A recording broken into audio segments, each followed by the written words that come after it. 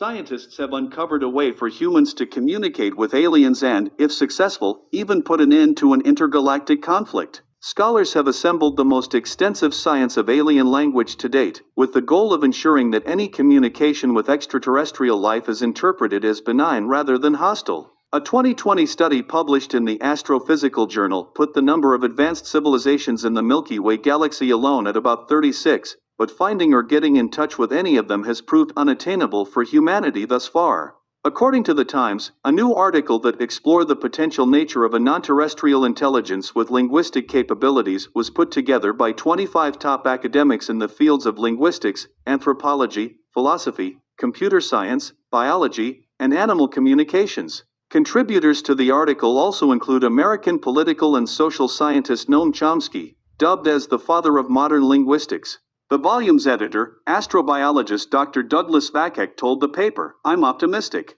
I think it's realistic that we could in our lifetimes get a message through SETI, search for extraterrestrial intelligence, programs or send out messages that could someday get a reply." Humanity has been looking into the possibilities of extraterrestrial intelligence for decades. In the hopes of hearing back, humanity has even sent out signals and transmissions.